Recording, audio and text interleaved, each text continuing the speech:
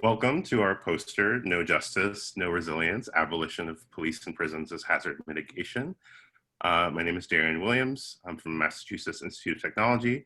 Our whole team is presenting this poster. And our team is Carly Purdom from Texas A&M University, Sloan Rucker from the Campaign to Fight Toxic Prisons, Richard Thomas, also from the Campaign to Fight Toxic Prisons, Benika Dixon from Texas A&M, and Fayola Jacobs from the University of Minnesota. And so in this conversation, in this poster, we will be touching on how we define disaster and how police and prisons could be conceived of as agents of disaster. What are the similarities between what disasters produce and what policing and incarceration produce? And then how do all of these things come together to exacerbate disaster impacts? We'll also be discussing police and prisons as institutions that operate during disaster events and sort of underneath natural hazard events that many of us are familiar with in our lived experience and in our studies and our practice. And then so how do prisons and the carceral system sort of connect to all of the work of the disaster risk reduction world. And then moving forward, we'll be imagining a different world. So asking the question, what is next? And then thinking through how abolition provides a path towards thinking about the elimination of disasters even happening, as well as injustices against individuals and communities. And then we'll be diving into real world examples and work that's taking place on the ground right now. So, first up. So according to Jacobs 2019, disasters are created by the convergence of a natural or human-caused hazard in a population that is physically and or socially vulnerable. They cause the destruction of property, the disruption of communities, and loss of life. The impacts of policing and prisons are similar to the individual and community level impacts of disasters. They can, in fact, compound and exacerbate these impacts.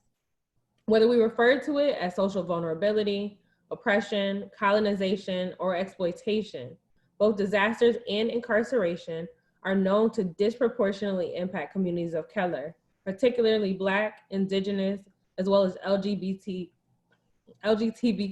people. Physiological and psychological impacts can be seen among both disaster survivors and incarcerated populations. These impacts include PTSD among directly impacted individuals and their families, exacerbations of existing chronic diseases due to the interruption of medical treatment or a lack of resources, and increased infectious disease transmission, which may be due to overcrowding of shelters or prisons, as well as poor hygiene and sanitary conditions. In addition to the public health consequences, disasters can have a lasting economic impact resulting from the displacement of residents, the elimination of jobs, and the reduction in hiring due to the closing or destruction of local businesses. In the case of incarceration, disruption of community economic resilience can be seen in the inability to find work due to the stigma faced by formerly incarcerated job seekers, as well as rising poverty and unemployment rates.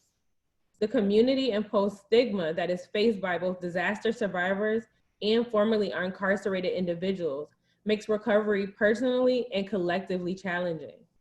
The stigma can be seen across racial, class, and gender lines, and they can also lead to reductions in the levels of community social capital and an increase in the barriers that these individuals face to receiving aid and support.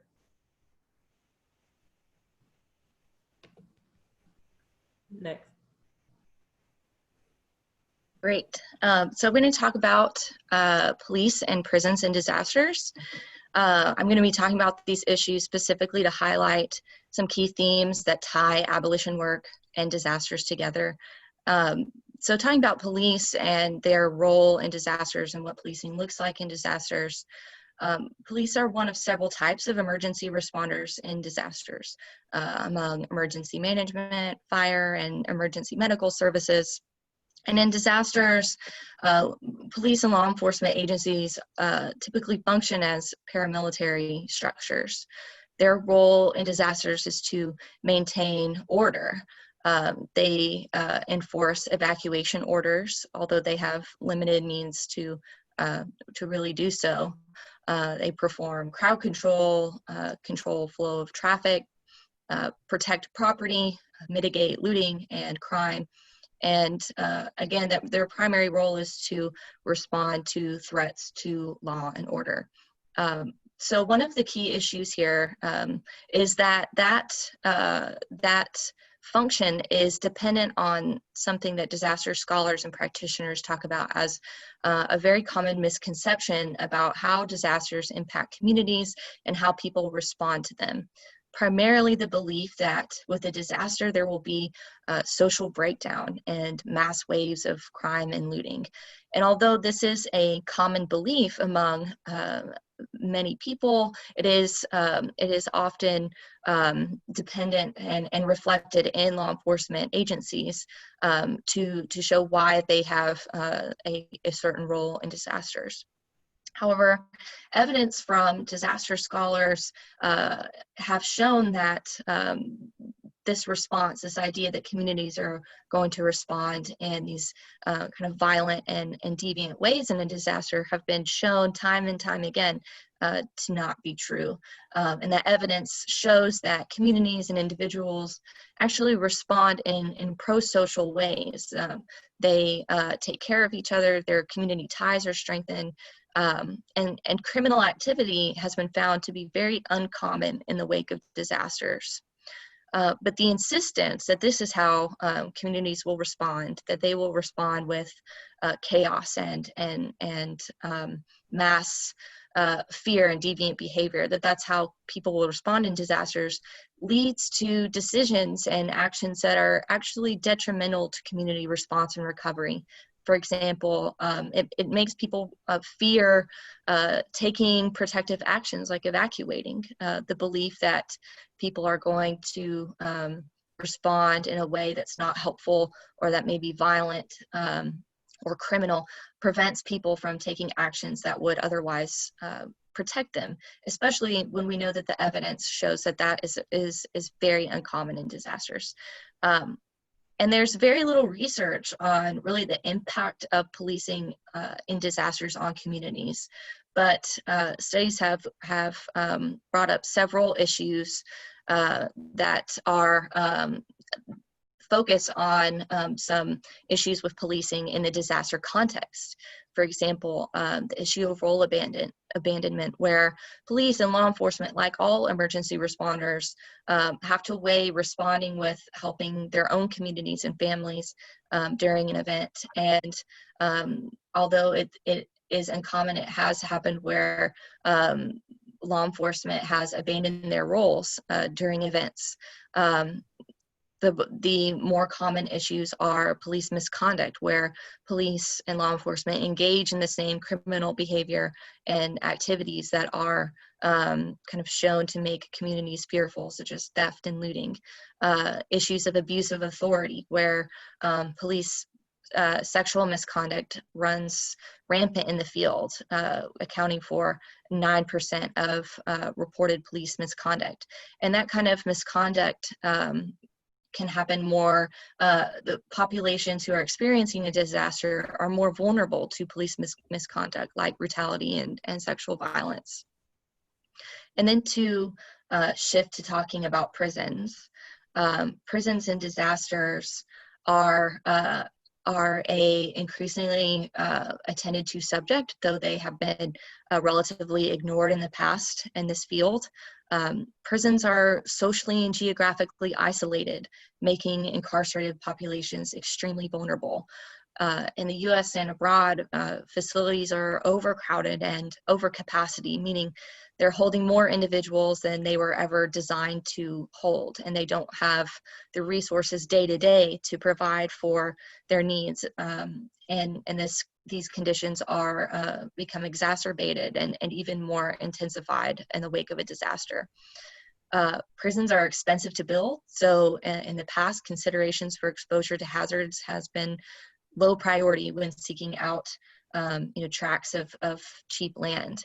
And disasters and climate change continue to make correctional or prison institutions more hazardous and increasingly uninhabitable.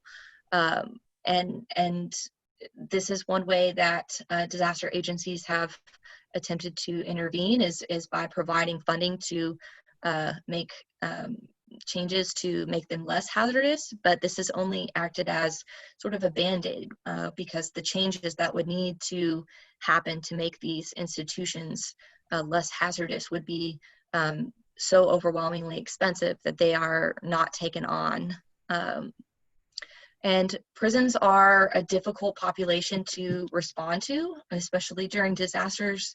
For example, with evacuation, evacuation is incredibly difficult, but that is one of the primary one of the primary protective actions that an institution can take is to evacuate. But evacuation is something that rarely occurs in prison systems. For example, in the wake of Hurricane Katrina, more than 6,500 incarcerated persons at the Orleans Parish Prison were abandoned without access to water, food, or ventilation. And in some cases, contaminated water rose up to chest level in cell blocks. And then on the other side of them being a vulnerable population, they're looked to as a resource, as a source of labor. And this is throughout the entire life cycle of disasters, where they're looked to through construction services, mitigate threats to upgrade buildings to meet new codes for earthquake protection, to rebuild damaged state-owned buildings. They're used in response as firefighters, as first responders who respond to calls from the 911 service in many areas across the country. And then in the response phase as a source of manual labor to protect levees, to fight fires, to isolate and get rid of contaminated animals from disease outbreaks. And then throughout recovery processes, to again act as a source of labor, really for whatever labor needs that states see them as fit to respond to. And then they are also, as I mentioned before, trained as first responders, and there are many rural communities that the only way that they can get access to emergency services is for states to provide them a source of labor. So in many ways, states refuse to provide resources to rural communities except through this exploited form of labor. And then we've also seen in the response to prisons that incarcerated persons are viewed as a hazard themselves, and so they are criminalized even as disaster survivors. So when incarcerated persons attempt to escape a facility that is being damaged, or in the midst of a disaster, in the midst of the impacts where a facility becomes uninhabitable and dangerous to stay, when they try to escape the impacts of the disaster, they're viewed as escaping the state. So they are criminalized for their attempts to survive. And then the militarized response to achieve this law and order has been used to kind of make incarcerated persons a scapegoat, where they are, if you can control and bring a prison facility back under the control of the government in the wake of a disaster, then governments can say that they are responding appropriately in a disaster and that they have the situation under control. So that kind of treatment of incarcerated persons as a hazard themselves is something that continues to be very dangerous and increases their vulnerability throughout disasters.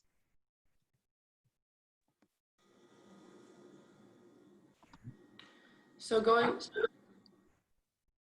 back to what Carly mentioned about the Orleans Parish Prison, so a major issue is that prisons seldom evacuate. And in the case of Hurricane Katrina, there was no emergency evacuation plan for incarcerated people. The mayor of New Orleans declared a mandatory evacuation, but the sheriff insisted that all incarcerated people stayed. So as mentioned, 6,500 women, men, and juveniles were abandoned after the storm, faced with power outages, flooding, no food, water, ventilation. And deputies just got up and left their post because they claimed they had no emergency training. So not knowing how to deal with the situation, most of them went home, leaving everybody to fend for themselves. And eventually the state had to step in and order an evacuation to send these people to the outdoor facilities of different prisons and jails where incarcerated people were faced with racially motivated abuse and even sexual assault at the hands of the guards. And this is not an isolated incident. During Hurricane Harvey at the Stiles unit in Beaumont, incarcerated people there also did not evacuate and were faced with flooding, insufficient food and water supply, and even illness. So what it really comes down to is we're not preparing prisons for disasters. Prisons are making disasters way, way worse, and we're treating incarcerated people as second-class citizens.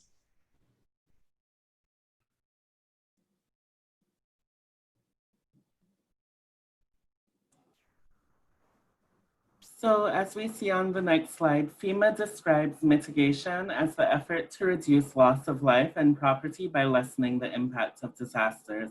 The important thing about mitigation is that it takes place well before a hazard to reduce human and financial consequences later. On the other hand, abolition is defined by critical resistance as a political vision with the goal of eliminating imprisonment, policing, and surveillance, and creating lasting alternatives to punishment and imprisonment. If, as previously discussed in this presentation, we can understand policing and incarceration as disasters themselves, we can then understand abolition as mitigation of not only the disasters of prisons, but of environmental and other human-caused disasters. As we have seen countless times, most recently with the murder of George Floyd by the Minneapolis Police Department and subsequent protests in Minneapolis and across the country, many communities, such as Black, Indigenous, and people of color communities, documented and undocumented immigrants, and people with mental health illnesses have been systematically criminalized by police.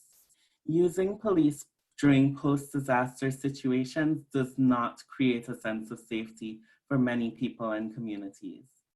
MPD 150 has done a phenomenal job documenting the history of policing and the Minneapolis Police Department specifically as an anti-Black project that has continued to evolve as an oppressive force. Critical Resistance and other collectives across the country have done similar work on the evolution of the prison industry.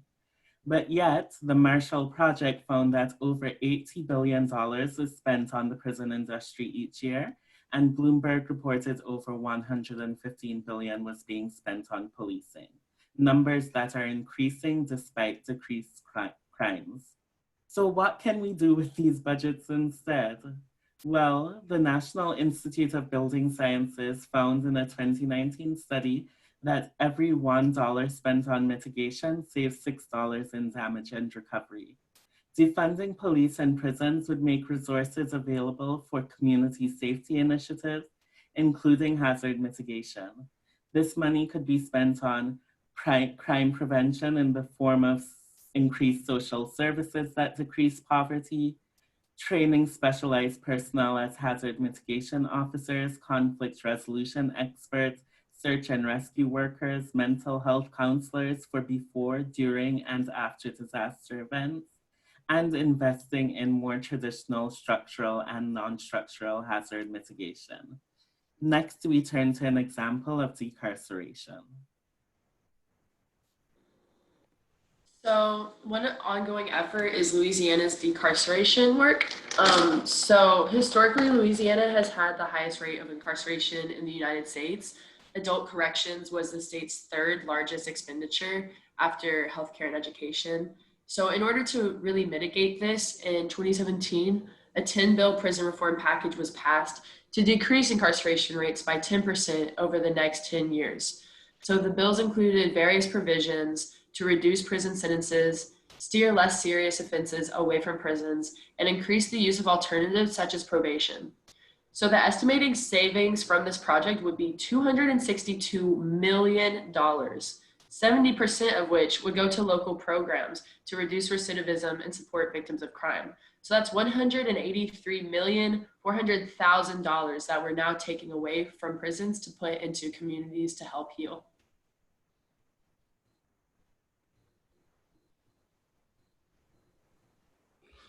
So, when we're thinking about abolition and a world without prisons, one thing that we can start doing, and Fayola mentioned it pretty well in terms of thinking about disasters as a form of, or abolition as a form of disaster mitigation. One of the things that whenever we're trying to reduce mitigation, we're also trying to reduce the harm caused from a particular environmental hazard or a particular danger or hazard.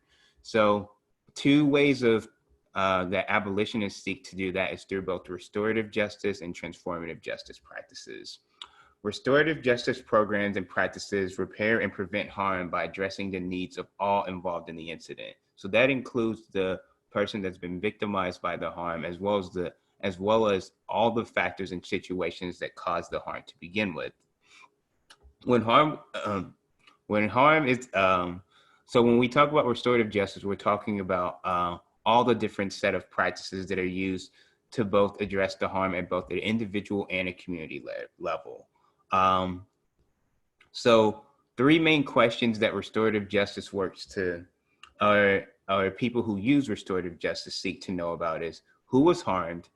How can we as a community work to repair the harm? And what are the best possible ways of repairing that harm? I'll give two very brief examples on how restorative justice has worked, or two practical examples on where restorative justice has been used. First is an initiative called Community Justice within New York City.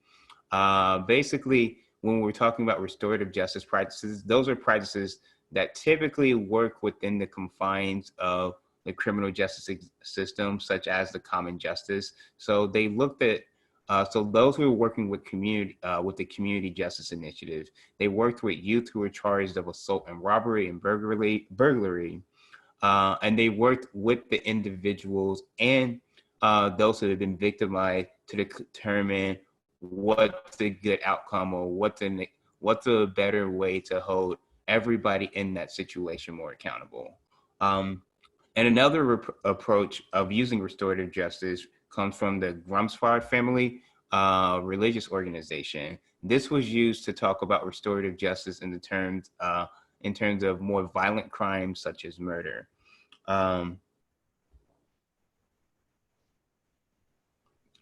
So basically, what happened in this situation is that the family who was victimized by the murder, they became a part of the sentencing process, and they became a part of the criminal process to come up with a way that the person who committed the harm and the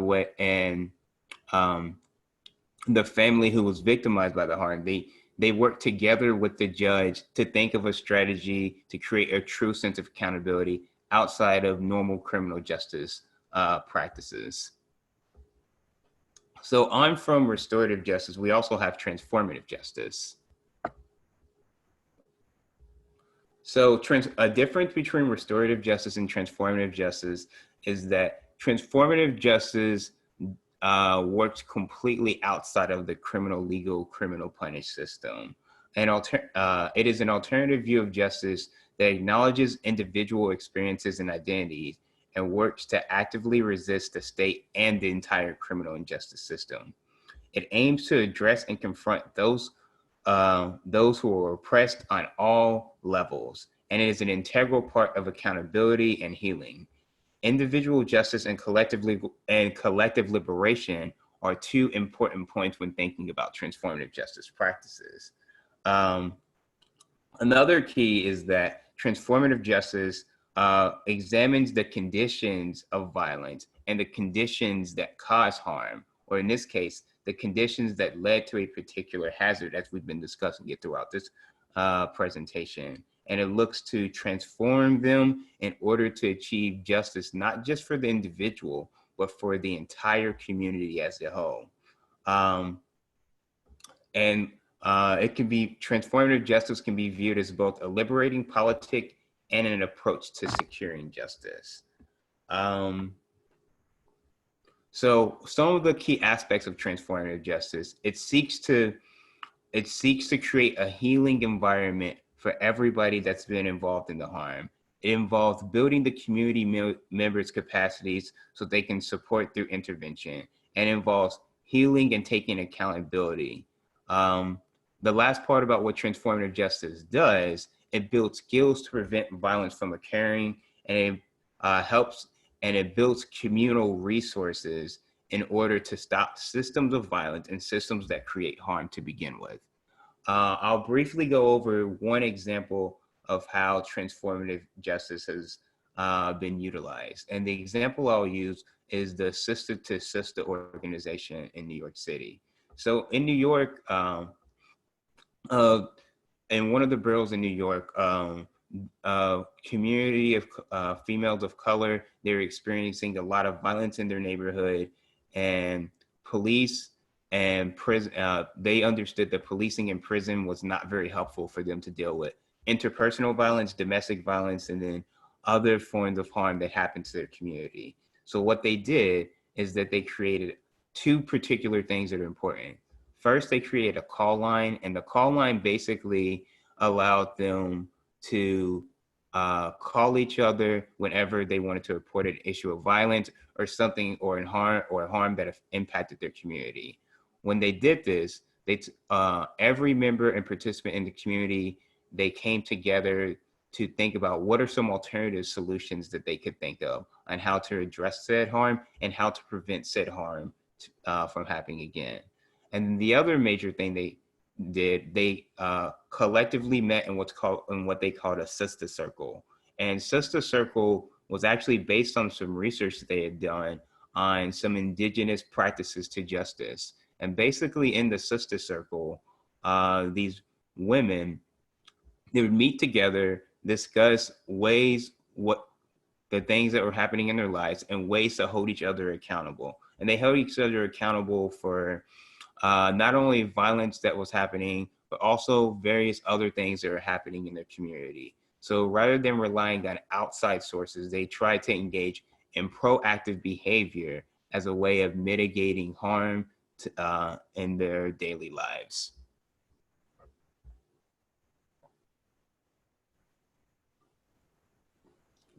And so to round things out, we hope this presentation can be a first step in linking these two worlds of disaster risk reduction and abolition that are already working in spaces that share common goals.